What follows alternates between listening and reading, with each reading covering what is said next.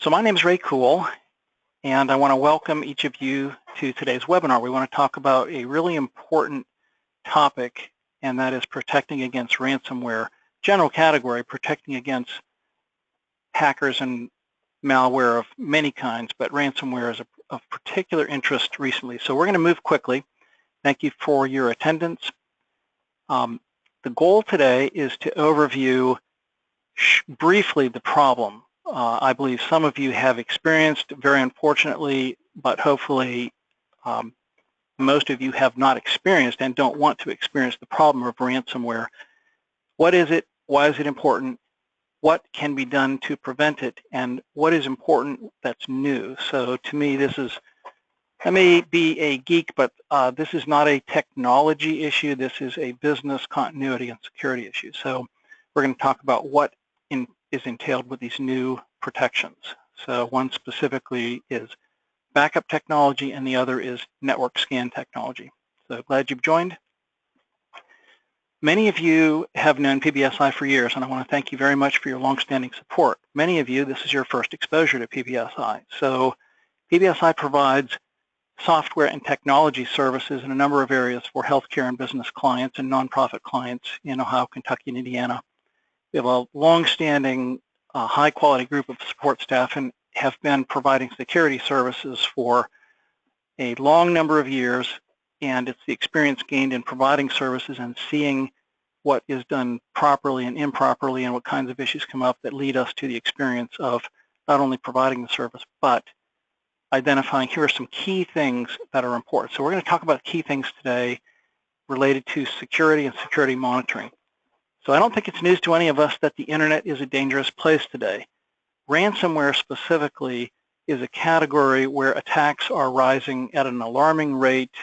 Every day I get an email with either new attacks, new kinds of attacks, new variations, new delivery methods, and the quantity and intelligence behind some of the attacks are frightening. So what is ransomware, this one form of malware? It's generally acquired almost always by a desktop user who clicks on the wrong thing. So the emails that we all receive are so cleverly disguised, we have to have our alert antenna always up. But this is how it's acquired. No antivirus on earth can prevent a click on the wrong place.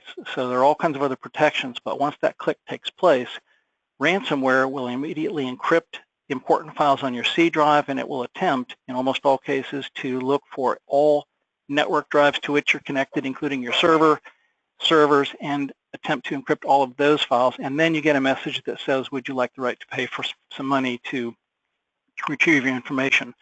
A difficulty is that this isn't simply a matter of pay the money and we're back in business. The attackers are generally employing techniques where the data that they have access to are acquired and stolen. So the fact that they unencrypt it for you after you've paid your ransom has not prevented the damage where they have now all of the unprotected data that you had. So if you have social security numbers, credit card numbers, private health information of any kind on any PCs or servers, those things are at risk. So that's the reason that this is so dangerous. So how do we prevent and protect? So important, we're going to talk about a couple of specific technologies today, but these are not the only and certainly not the most important. The strategies of ransomware protection start with employee education. Every staff member must be educated. PBSI provides educational materials and webinars, and I encourage you, there's no charge for these. We want to help every business and every health care practice who's a client to learn at every desktop why and how to spot dangerous emails. So employee education is the most critical thing that we can do. And then all the traditional security measures, which we've most been familiar with and employing for many years, firewalls, antivirus software, having our software patches all up to date, those remain important. So today we're going to talk about some new technology beyond what's been available. A short review of the appropriate traditional best practices for IT security. We need a firewall that blocks messages from the outside and tries to thwart attempts of hackers to get inside of our network and learn things about our network. So remains critically important. Protecting our network internally with security setup and wireless encryption remains extremely important, of course. Having our PCs so that we have up-to-date antivirus, up-to-date patches on all of our Windows apps and browsers, these are all critically important. And if you haven't addressed these areas, then you are not ready to move on to addressing new technology. And the same goes with employee education. So these are the long-standing building blocks. So something that has been available in the marketplace and PBSI is providing for years now, this concept of online monitoring, specifically security monitoring, is a really important technology. If you're a PBSI client, chances are we're already providing this service to you so that somebody is paying attention on your behalf. Should something occur, we get an electronic alert and take action. So the two new technologies we're going to talk about today are backup protection that's gotten much, much better, and proactive network scanning. So first, I'm going to do a short demonstration of online security monitoring. So I'm going to move now to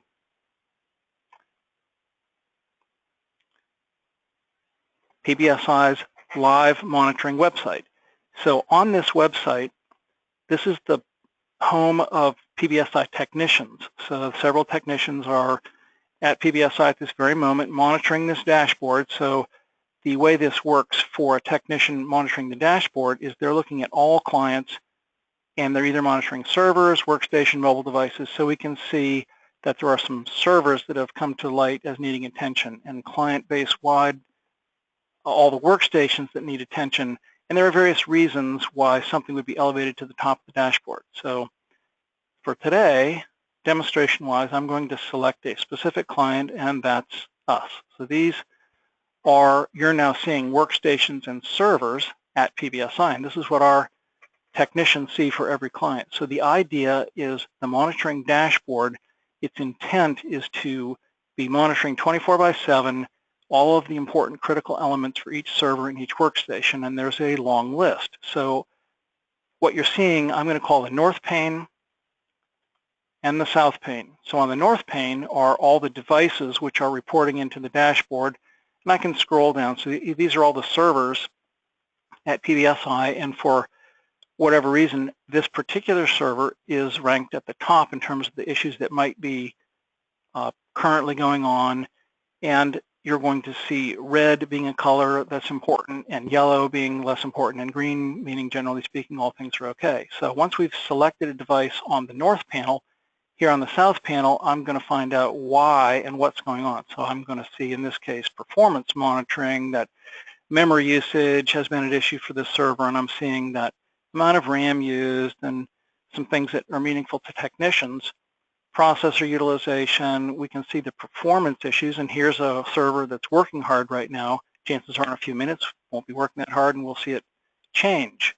So at the dashboard level, a technician then can drill in and see, okay, this server has a processor queue that shows over on the left-hand side the last 24 hours, on the right-hand side the last 8 days. So we're beginning, if there seems to be a problem now, we're going to find out, is it an incident issue? Is it recurring? And so we're seeing processor utilization on CPU 0. There may be up to 8 or more processors on a single server. So we're seeing how this looks, and this is the reason that this is reporting to the dashboard, that there is a pattern of memory utilization, something's going on in the server. So that's exactly what we want, is we want it to be alerted. Now, this is not a particularly important server. It's running a background task, and it's truly not a critical issue, but it's appropriately alerted. So we can see patterns of RAM usage and blah, blah, blah. So one of the things that happens with online monitoring is that we can monitor performance. We can monitor performance of all different characteristics. We monitor disk space availability. We get alerts if there's a disk space that's low. We get alerts if there are security issues going on. So there are various checks here, and I'm certainly not going to go into all these checks, but log files as are required for PCI and HIPAA compliance being tracked and alerted. So the idea is that whatever's going wrong on a server can be identified. So one other server where we can see internet status. So we have our firewall connected to this particular server, and we can see the ingoing and outgoing bandwidth issues that might be relevant at PBSI, so transmitted and received bandwidth. And so this is relevant if you're a client and you have speed issues with your internet. We have a way to go and identify, so how is bandwidth use incoming and outgoing compared to normal. So this is just a bit of background. So for servers, we're seeing alerts related to performance and bandwidth and disk space, and if a hard drive went down, we'd see that. For security purposes, what we really want to do is we want to look at security issues. So for this, we do review these on servers, but the most frequent place where security issues are found are on workstations. So I'm going to go to a workstation, and at the top of the list here at PBSI is this particular workstation, but I'm going to look for all workstations that have my name in them. And so here is my desktop. So the PC at which I'm sitting right now while I'm speaking to you is also the PC that's being reported on the dashboard. So every 15 minutes or every half hour, my PC and all others within our client base report into the dashboard and report things like, is disk space okay, or is antivirus up to date, are there any other issues going on, and are there any critical events that have taken place. So if we saw failed logins, which happens at times, this would show up and be alerted. So the idea is anything that's not up to date, anything that's causing an issue will be there. So then there are tabs that can be seen, and this is possibly more detailed than you care about. I won't go very far into this, but we can see that patches, there's one missing patch on my PC. Now this is set to automate every day. This will resolve itself because of the automatic patch management that's turned on, but patches come in 5 to 10 to 20 per day sometimes, and they're automatically dealt with and updated. This is a part of the monitoring service that actually automates this so that you always have up-to-date software.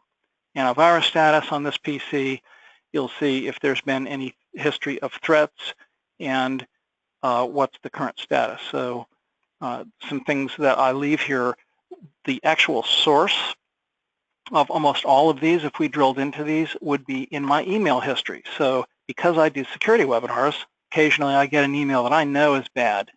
I know that if I clicked on this, it would really be bad news, and I save it aside in an archived place so that I can use it for demonstration purposes. So sure enough, the antivirus detects and doesn't try and quarantine, doesn't try and delete because there's actually no active anything going on, but it finds that there's an email in my history that might be from 3 years ago, would still be there. So in my case, these are understood. I can drill into them. I can find the location. I know where it is, when it happened, when it was last discovered, and so we'd find out that this was an email that was detected, and so forth. So the point is, generally speaking, something's found. If it's really a Trojan, it will be quarantined, it would be removed. So we're able to see and track not only the current things that are going on, but security status. So online monitoring is a really good idea, because if you have somebody clicks on the wrong thing and an active virus starts, or a Trojan's in place, or worst case, ransomware has been acquired, the PBSI tech staff on the dashboard are immediately alerted, and we're in action to try and help and mitigate and minimize damage. So that's all well and good. That's what online monitoring does. So that's kind of a background. Now what I want to do is I want to talk about the specific new variation of online backup that's available. So many of you have PBSI supplied systems, and you're using a tried and true gold standard of backup to a physical removable drive that is then rotated through, so you're backing up to your Monday drive and your Tuesday drive, and that's well and good, all very good. One of the principles of protection of backup is that the data that's backed up to needs to be separated electronically from the server, so it's inaccessible. So you don't want to give ransomware the ability to get to a certain piece of data. So we're going to be approaching lots of clients to say, there's a better way if you're frustrated, or you really think it's old technology that you have those removable drives that you continue to rotate. There actually is a better way. And so I'm going to just briefly describe this. So first of all, This is true of some software, not all, that does backup. Every backup is encrypted with the highest level of encryption technology. Why this is important: so if this were installed on your server or on your PC, we would put a removable device, an inexpensive removable hard drive from Costco or whatever, that's got enough room to store the backup contents of your disk, and we'd set a schedule so that the data that's requested would be backed up to that removable media at a certain time. So when it's done, that's encrypted. So if 2 seconds later ransomware attacked and started encrypting your C drive and started going out to your network, it would also be looking at that removable hard drive. But since that data has already been encrypted, it's protected from ransomware. So the fact that it's encrypted is really the key issue number one. Second, though, it's redundant. As soon as the backup completes to the local media, the removable hard drive, then the backup from that local media is begun to the cloud. And so as soon as the backup from the server to the local speed vault, we call it, is completed in much less time than would be required by internet, so maybe 8 minutes to back up to the local drive, where the backup to the cloud might take another hour or however long. It doesn't really matter because your server's already freed and now you have another copy of the backup that's stored. So there are some other characteristics of that backup in the cloud. It's protected, it's spread across multiple servers. So another really important alert or option that's now available with this online backup is that we get an immediate alert for any fail or partial fail of a backup. And I'll show you how this works, but it's really important because you don't want to know if you have a good backup. You don't want to wonder, you don't want to find out 3 days later that you haven't had a good backup for 3 days. So this online alerting, really important. So once we now do have backups in the cloud, I'll show you how we can go to a previous day. So I have a copy of a Crystal report that I keep modifying, but I've really messed it up and I'd like to go to the copy that's 3 days old or 3 weeks old. We can go and find individual files or more or larger groups of files to restore. So then finally, one of the most important new pieces of technology, the feature is built in to provide for complete disaster recovery in the cloud. So if you're a medical office and identifying what your disaster recovery plan is should disaster occur and a tornado or a fire destroy your facility and your server and all your data, there is now an option that is fully baked and ready to go. So this includes the backup, and it also includes arranging with Azure or another service which we can help set up where your server can actually be spun up in the cloud. So if your server was blown up by a lightning strike, then as long as you can get to the internet, you can get to the server and keep going. So these are components built in. So I'm going to do a short demonstration of this and show you how this works. So we can have any device, any one of these servers, any one of these PCs can be set to back up, and it can be set to back up the entire thing or just the contents of a C drive or a certain folder or subfolder. So all of that setup is done and accessed with online backup. So prior to seeing this tab, I selected the server or the PC that I wanted to look at. So I selected a PC here at PBSI where we have this being backed up. And I'm going to begin by seeing an overview. So the overview of online backup status for this PC begins by showing me what you're noting here is the color green. So this says for the last 28 days, starting on the 1st through the 16th through the 28th, these says backup completed successfully, and when I hover over that day, I see that it was completed, and there are 2 groups, files and folders, and system state. And if you look in the right-hand corner of the box that's displayed on the screen, the duration says 2 minutes and 5 minutes. That's how long the backup took on that day. On the previous day, it was 2 minutes and 4 minutes. Previous day, 1 minute and 5 minutes. On the 10th, it was 3 minutes and 4. So why is that changing? Well, it could be because there's a different amount of data, but it's only backing up incrementally changed data. So the technology to have a complete backup that only requires incremental changes each day is very well tried and tested today. It's no longer magic. It really works, and it dramatically reduces the amount of time and storage required. So And we can go to any one of these days. I could click on this day and find out more detail about what the data looked like on that day, and I could go to the restore and actually start selecting some things to restore on that day, which I won't do at this moment. But I want to go to identify, so how do we set up the backup on this particular unit? We decided we wanted to back up these two sets of information, and if I wanted to change what's backed up, I could go here and identify in this folder, I want to go to this subfolder and cause it to stop backing up in this area or start backing up in that area or that area. And it tells me exactly how much data is being backed up in each of these areas. So it can be managed and controlled. So you can identify what gets backed up, and more importantly, even not just PBSI, but each client, you can now see the status of your own backup. So hopefully you say PBSI is managing this on our behalf. I don't care about seeing it, perfectly fine, but you're able to if you wish to. So the Restore tab is where I can go to be selective and select a certain prior date and back up from that date and select what I want to back up. So in virtual disaster recovery, this is where the data is actually stored in a way that we can log in and actually boot from the area in the cloud.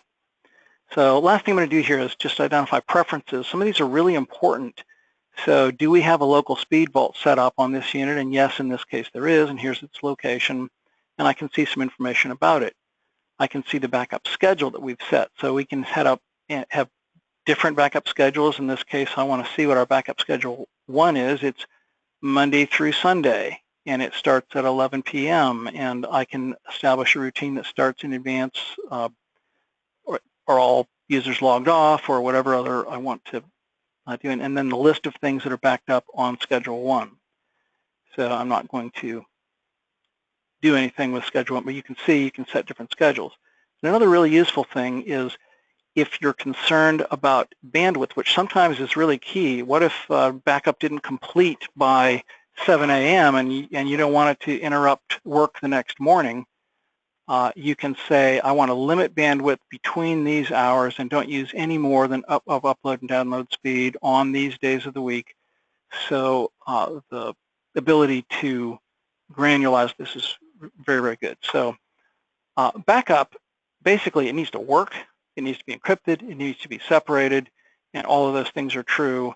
So the technology to make this work securely and effectively is now here, and it's really come of age such that for years I've been saying the gold standard for backup is removable local media, and now that's not true. If the backup is set appropriately and you're using the right tool, online backup provides the redundancy, security, and protection that is critical. So relative to ransomware, it's the encryption and the separation that are really the key components here. Once you know you have a good encrypted backup, you know that if ransomware does occur, you are at least protected completely as of your last backup the night before.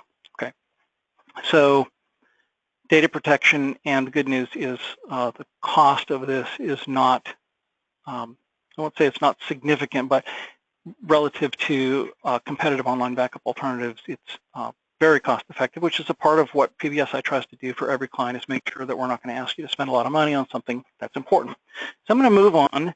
We will be finished before 1 o'clock, so you know I'm going to move on to our last topic, and that is a product that I'm really excited about.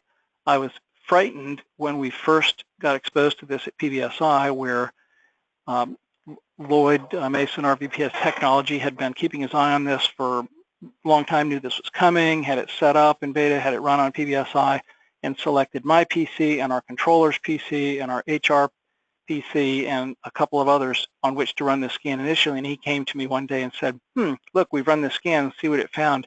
And I was aghast, but also realized, okay, this is really important. And I'm now going to talk about, so what is this scanning? The idea is, on our networks, on our servers, on our PCs, most of us really have no idea what kind of unprotected data sits there, and I'll give a little graphic information in a moment. So what happens here is that it can be set up as a one-time thing where you have a network scan, it delivers results, and you learn some information that then you can fix or we can fix on your behalf. That says, here's where you have, on these C drives, you have some credit card numbers that are unprotected. On these other locations, you have some social security numbers that show up. So the proactive scan goes through your entire network and finds all the data that would be of interest to a hacker. So the idea here, this doesn't protect the data in and of itself, but if a hacker, not just with ransomware, but another piece of malware, started running a scan on your network, they're looking for things that they can dollarize. So they can sell these things. And I could show you some really scary emails. You probably have seen some of these where you get a security alert that says, no, yet another hospital was hacked, and we saw one come through yesterday that a hacker has claimed to make several 100,000 healthcare patient records available with, quote, juicy data that it got from hospitals and practices in 3 or 4 states that it mentioned, and it used a certain kind of a attack on inappropriately configured remote access, and it says, buy this data from us. So the question for most of us is, how would you know if your data had been stolen? What if no damage was done? It was just hacked and copied from your system. So what we want to learn here is what data is hackable. If somebody did gain control and have access, what would they find? So then we can fix it and prevent it. So even if we did have a breach, we've already done our due diligence and they will have received nothing. Okay, so that relates to HIPAA compliance. So many of you healthcare practices, I've sat with you, I've talked to you, and I know what it's like to say, okay, so security risk analysis, one component is we need to identify what unprotected PHI sits on our servers and PCs. Do you have a PC of a transcriptionist or somebody where there's been a PDF printout of a report that has patient data? And then the question is, how would you go about finding it? Where was it stored on that particular PC? And I'll show you an example where we found some data on a PC in our office that was stored in a location where we had a former office manager who'd been replaced, and the new office manager inherited the data. So the user history from the previous employee back in an Outlook archive was an email that contained some data from 8 years ago, but it's still there, and it's not at risk for current.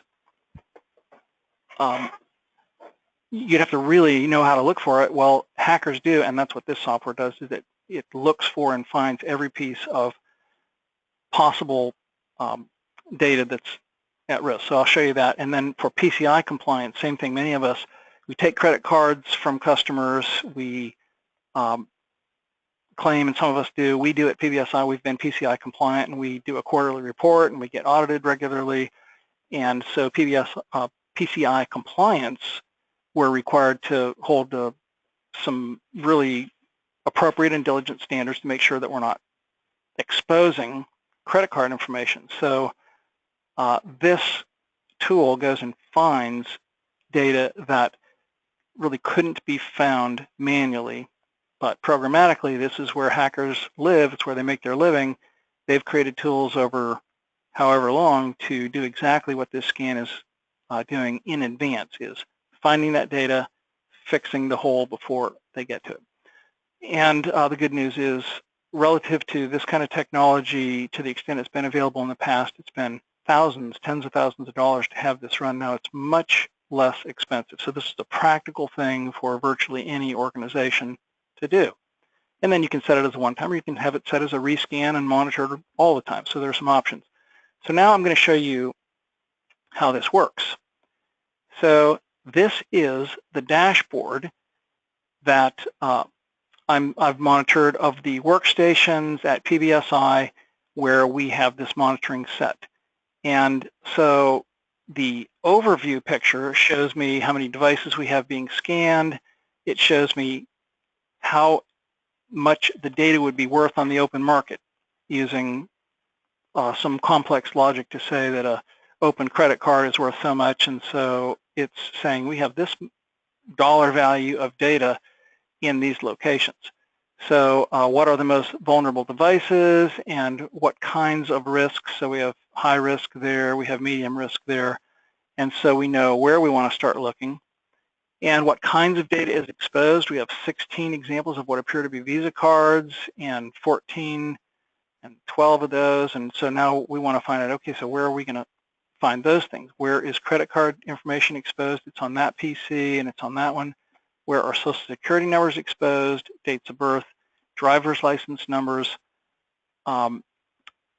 It can look at iPhones and Androids, and so it's not limited to simply PCs. When I ran a scan on my phone, it found social security numbers for my 3 kids, which I kept in Outlook contacts. Okay, it's not secure, and I removed them after the scan was run because I thought, you know what, if somebody did scan my phone, they would find these, and so it revealed something that I just simply didn't remember was there, but it was. So then, as long as the scan's been running, how are we doing? So if we do a scan and then we fix, and so you can see when we first did a scan at PBSI and then what's happened since then, we've intentionally left some things in place for demonstration purposes, but the things that were really critical, we fixed. So, and how many different kinds of devices are being scanned and what kinds of vulnerabilities. So these are the big pictures. Now, if I want to drill in, which I'm going to do now, I'm going to go to a PC on our network, and I'm going to identify what showed up with among the 3 different kinds of scans that are done automatically. One is a data breach scan, and one is a PCI compliance scan. So it's logging me in here to get this information. And when it comes back to me, I'll show you the kinds of scary information that we can learn by drilling in. Maybe logged in here twice. So instead of doing this, let me go about this a different way. And I'm going to find this PC on our network. I'll select the PC, and then underneath, I'm seeing here are the security scans that have been run, and there's a history of scans, and I can go back and see what it was like on a prior date or currently. So first, I want to look at a data breach scan. So it's run on these history of dates, and I can pick any one of these dates. I'll take current, and I want to see what it found when it ran the scan on this PC. So it's showing me a couple categories. So vulnerabilities, this is something that's tracked by the dashboard anyway, where there are a couple of software patches that have come in that haven't been updated. So okay, that happens every day, and these are always updated. That's something that's routine. So I expect to see that when there's a patch that's available and not yet updated. This happens at nighttime.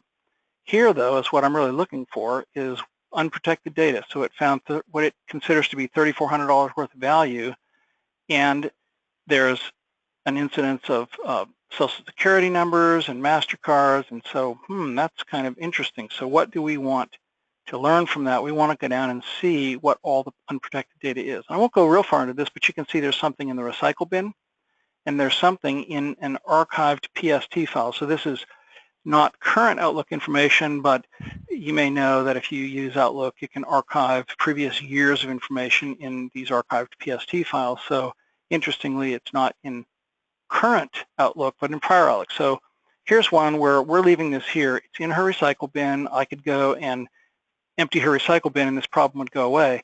But notice that it found social security numbers. Well, it turns out that if you look at the numbers here, it doesn't re-expose the data. So we don't expose data while doing a security scan. So never would you see an entire number exposed. But what you will see is the beginning and the end. And so it turns out this is a training document from the vendor that we use for our credit card processing, and it identified using an example of social security numbers in the training document. So interesting, it found that. In that case, I don't care about it, but we could remove it here or do something different with it. And in an outlocked PST file, it found in an old file an incident where what appeared to be a credit card number was there. And so it tells me how many, it tells me where to go find them. So what would happen with this is a high-level report would identify what did it find and where did it find it, and then exactly what to do fix it.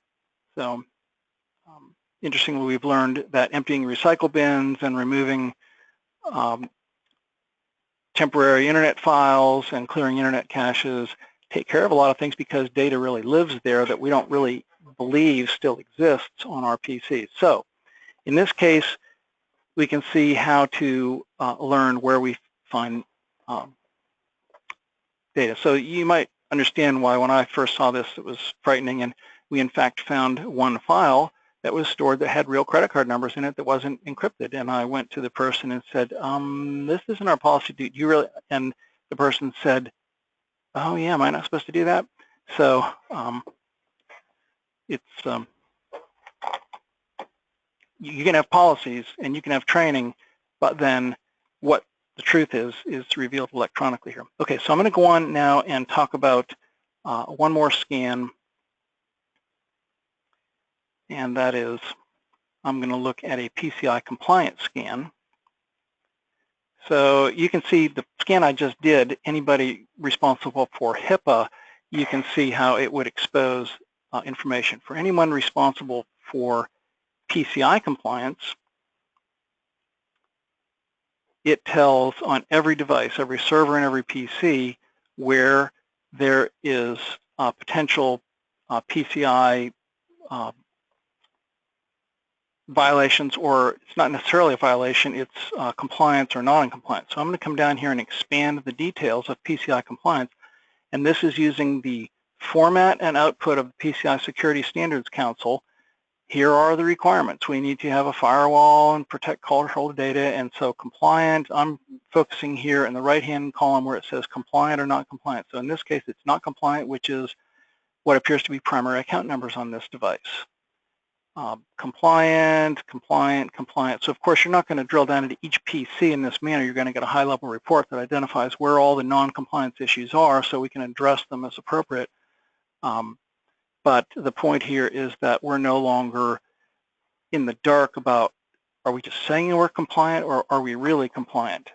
So I don't think you're going to find an auditor who's going to get this kind of detailed information from your systems themselves, but the fact that you're doing it and you can document for an auditor that you've been taking these steps and dealing with the information is puts you way ahead of the curve, and at the same time you're not just helping pre-audit, you are actually finding and fixing issues that are behind the whole reason for HIPAA and PCI audits. Why do those audits exist? Why do those rules exist?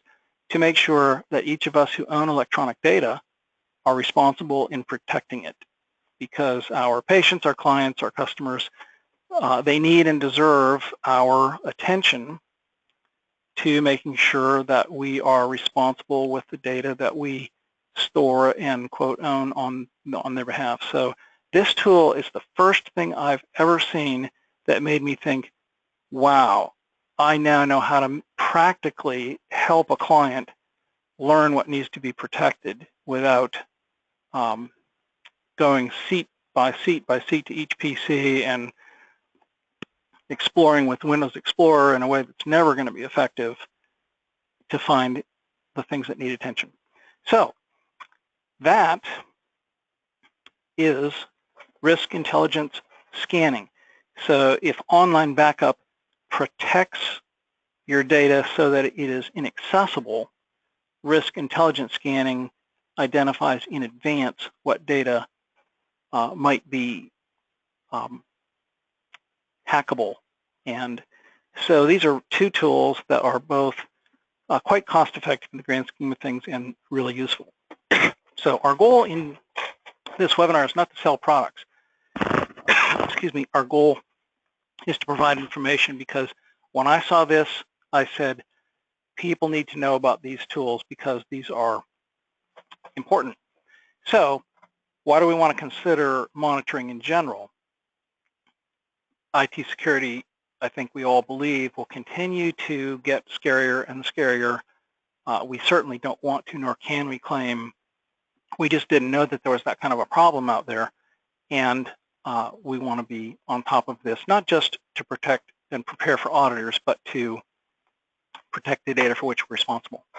So we're finished with content. One of the things we didn't talk about today, but we have a really useful tool that we've created over time and continue to enhance, is an employee education piece that is intended as a handout for employees of any organization that in one page says, here are the things you need to be aware of, including how to have your antenna up, what to look for in an email that is potentially bad, what should make you pause before you just click. And so this will be passed on to all of you. Anyone who has questions, you'll get an online survey, very short, at the end of webinar, which you're welcome to respond to that and ask any kind of feedback you'd like, whether it's pricing, free quotes, or we can delve into individual conversations and with each of you individually. So if we can help with monitoring, great. If you want free information or more information about maybe the services PBSI is already providing for you and you're not sure what it is that we're delivering or how this information is being used, please contact us. So you're welcome to contact me anytime. And if you're a client, you already know how to contact support. We're happy to help. And I want to say thank you for your time and attention. And for those of you who, as long-standing PBSI clients, have been a part of our quote family for many years, thank you very much. That is neither gone unappreciated nor unnoticed. So I want to thank you. So we are finished now with today's webinar, and I want to now offer to stay online. I will stay online and answer questions if you have them, but if not, you're welcome to log off, and thank you for your attendance. So I will stay online and wait for questions.